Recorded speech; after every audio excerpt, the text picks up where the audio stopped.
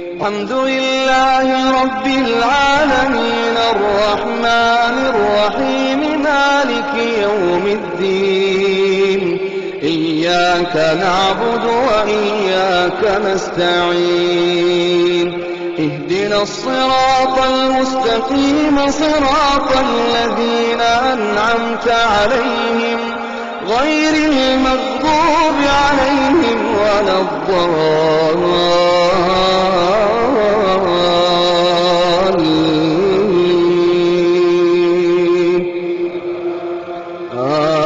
آمين.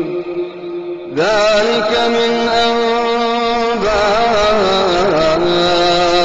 الغيب نوحيه إليك وما كنت لديهم إذ أجمعوا أمرهم وهم يمكرون وما أكثر الناس ولو حرصت بمؤمنين وما تسألهم عليه من أجر إن هو إلا ذكر للعالمين. وكأين من آية في السماوات والأرض يمرون عليها وهم عنها معرضون وما يؤمن أكثرهم بالله إلا وهم مشركون. أفأمنوا أن تأتيهم غاشية من عذاب الله أو تأتيهم الساعة بغتة وهم لا يشعرون.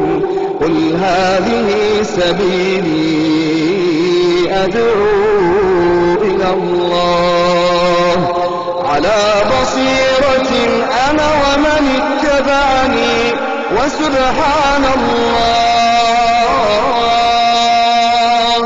وما أنا من المشركين. وما أرسلنا من قبلك إلا رجالا نوحي إليهم من أهل القرى أفلم يسيروا في الأرض فينظروا كيف كان عاقبة الذين من قبلهم ولدار الآخرة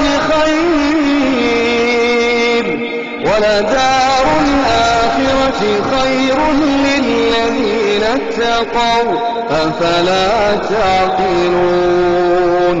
حتى إذا استيأس الرسل وظنوا أنهم قد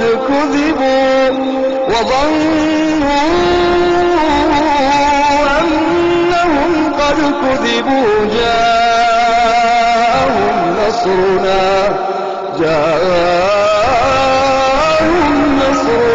فنجي من نشاء ولا يرد بأسنا عن القوم المجرمين.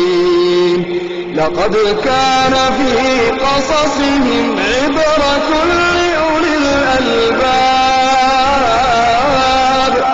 ما كان حديثا